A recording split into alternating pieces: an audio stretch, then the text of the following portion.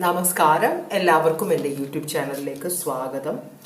ഞാനിന്ന് ചെയ്യാൻ പോകുന്ന റീഡിംഗ് തേർഡ് പാർട്ടി കാരണം നോ കോൺടാക്റ്റിലേക്ക് പോയ റിലേഷൻഷിപ്പ്, അവിടെ ഒരു റീകൺസിലിയേഷൻ പോസിബിൾ ആണോ എന്നാണ് നോക്കാൻ പോകുന്നത്. ഒരാളെന്നെ കോൺടാക്ട് ചെയ്തിട്ടുണ്ടായിരുന്നു. അപ്പോൾ പേഴ്സണൽ റീഡിംഗ് എടുക്കാൻ പറ്റില്ല എന്ന് പറഞ്ഞു.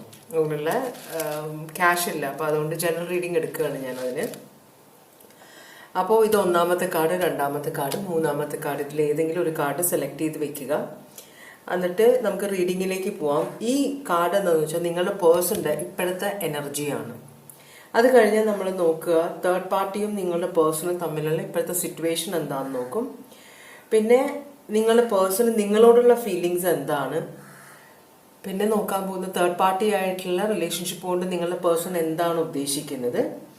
അടുത്ത ചോദ്യം നമ്മളൊരു യെസ് ഓർ നോ ആണ്, റീകൺസിലിയേഷൻ പോസിബിൾ ആണോ അല്ലയോ.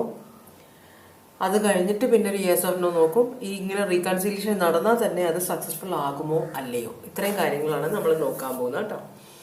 അപ്പോൾ കാർഡ് സെലക്ട് ചെയ്തോളും ഭഗവാനെ. ആദ്യം നമ്മൾ ഓറക്കിൾ മെസ്സേജിൽ നിന്നാണ് തുടങ്ങുന്നത്. ഭഗവാനെ, വേറൊരു ഓറക്കിൾ മെസ്സേജും കൂടെ ഞാൻ ഓറക്കിളും കൂടെ എടുത്ത് വെച്ചിട്ടുണ്ട്. നോക്കാം കാർഡ്സ് എന്താണ് വരുന്നത് കേട്ടോ. അപ്പം നമുക്ക് റീഡിങ്ങിലേക്ക് പോവാം. നിങ്ങൾ കാർഡ് സെലക്ട് ചെയ്തിട്ടുണ്ടെന്ന് വിശ്വസിക്കുന്നു.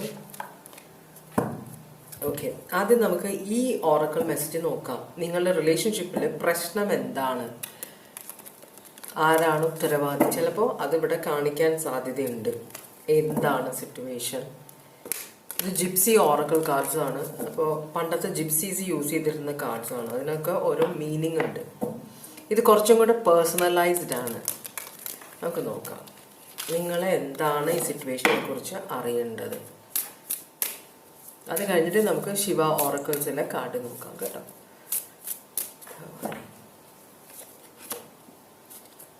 ഒരു മെസ്സഞ്ചർ ആണ്. അപ്പൊ നിങ്ങൾക്ക് ചിലപ്പോൾ നിങ്ങളൊരു റൂമർ കേൾക്കാനോ, നിങ്ങൾക്ക് ചിലപ്പോൾ ഈ സിറ്റുവേഷനെ കുറിച്ച് കേൾവിയായിരിക്കും. പലരും പറഞ്ഞിട്ട് അറിയുന്നതായിരിക്കാം നിങ്ങൾ ഇതിനെക്കുറിച്ച്. ചിലപ്പോൾ നിങ്ങൾക്ക് നേരിട്ട് തേർഡ് പാർട്ടി അറിയില്ലായിരിക്കും, തേർഡ് പാർട്ടിയെ കണ്ടിട്ടുണ്ടാവില്ല. പിന്നെ ഒരെണ്ണം വെഡിങ്. ചിലപ്പോൾ കല്യാണത്തിൻ്റെ സമയത്ത് ആരുടെയോ കല്യാണം നിങ്ങൾ അറ്റൻഡ് ചെയ്യാൻ പോയപ്പോൾ ആയിരിക്കാം ഈ പേഴ്സണും ഈ തേർഡ് പാർട്ടിയുമായിട്ട് പരിചയപ്പെട്ടത്. മനസ്സിലായോ? അപ്പോൾ അങ്ങനെ രണ്ട് കാർഡ്സാണ് ഇവിടെ കാണിച്ചേക്കുന്നത്. അത് കൂടാതെ നമുക്ക് ഭഗവാന്റെ അടുത്ത് ചോദിക്കാം എന്ത് ഓറക്കിൾ മെസ്സേജാണ് നിങ്ങൾക്ക് ഭഗവാൻ തരാൻ പോകുന്നതെന്ന്. ഒന്നാമത്തെ കാർഡ് സെലക്ട് ചെയ്തവർക്ക് വേണ്ടിയിട്ടാണ് കേട്ടോ ഇത്.